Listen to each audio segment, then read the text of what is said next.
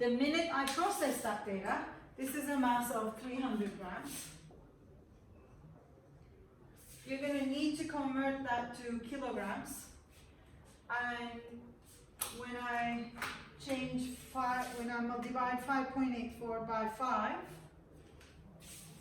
it actually gives me 1.168. The problem with that, this had 2 decimal places, which my device is telling me. When I divide by 5, mathematically my calculator shows me that number which has 3 decimal places. I do not like that. I cannot claim to be more accurate after processing than where I started, what my equipment was able to tell me. So I'm going to round that up to that. And my uncertainty will also be divided by 5. That is 0.15 divided by 5. So these values are going to have an uncertainty of 0.03.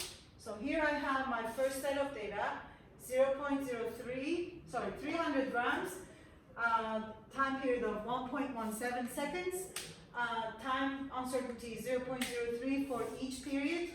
What is my mass uncertainty? Now there are 2 ways to go about this. You could be measuring the mass, or measuring the mass and taking the uncertainty of the measuring device, which would be whatever it's reading, or trust the label on the tool, and the manufacturer guarantee would be 1%. Now if you go with 1%, that means each value is going to have a different the absolute value. So for conveniency purposes, I'm going to pretend I'm measuring these masses with a device that has a reading of no decimal places. So I'm going to go with plus or minus 1 gram, which means the kilogram is going to have plus or minus 0.001. Now I have a different problem, because my value for mass in kilogram has 1 decimal place, and the uncertainty happens to have 3 decimal places because I divided 1 by 1,000. These 2 must be the same. They cannot be different. You cannot change the precision with a value and its own uncertainty. So I'm going to go with 3, because this has the ability to measure 3 decimal places. It is showing me the 0, so I'm going to take that as a measured significant value, which means this can also have 3 significant figures. So I'm happy with this set of data.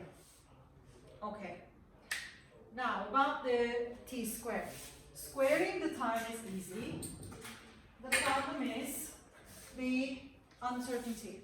So let's take that value. I'm going to go with the value that was 1.168, square it. And I have 1.364224 on my screen. I'm going to go with the same number of decimal places. I'm going to use 1.36. That is the t-squared value I'd like to plot across 0.3 kilograms. Now, we have learned at the beginning of the year that when you add or subtract 2 values with uncertainties, you add the absolute uncertainty. But when you multiply or divide values with uncertainties, you have to add the percentage uncertainty. Which means you need another column here for the t-squared values, which I have here, 1.36. And the percentage percentage uncertainty, or let me switch places for these.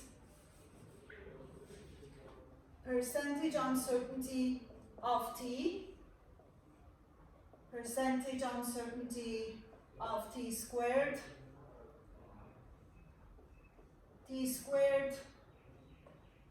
absolute uncertainty of t squared. First you have to calculate the percentage uncertainty of this number and that number. So I'm doing 0.03 divided by 1.17 times 100. That's 0.03 divided by 1.17 times 100 is going to give me 2.56%. Since I'm multiplying t by t, I should be doubling the percentage uncertainty, so I multiply that by 2. I get 2.56 times 2, which gives me 5.13% for t squared.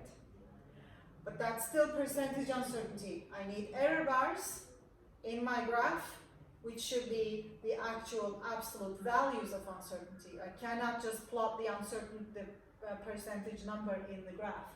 So now I need to know what is t squared, which I did before, 1.36. Now I need 5.13% of 1.36. So I need to calculate 1.36 times 5.13, all divided by 100.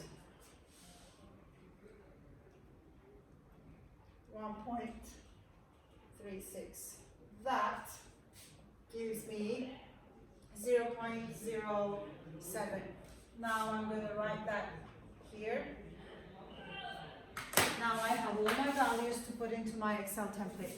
So what I did was convert grams to kilograms. That's the first kind of processing. The second part of processing is to divide 5t by t. Next processing is square the time. Next processing, percent uncertainty of time, percent uncertainty of time squared, the absolute value of that percent of t squared to put into my final process data table. You need to do this for every value that is measured. Mind you, these values will be the averages of trials that I would run in a real experiment. So now, when you finish your data collection with all the spring values on a proper lab, what would you do to plot this graph? How would you use the template? So I'm going to stop the video now and start the new one, and I'm going to explain how we use Excel to make our life easy, because this can take a few hours if you process data individually, or you can define it on Excel and with the click of a finger you have all your processing done and even your graph ready. So let's do that.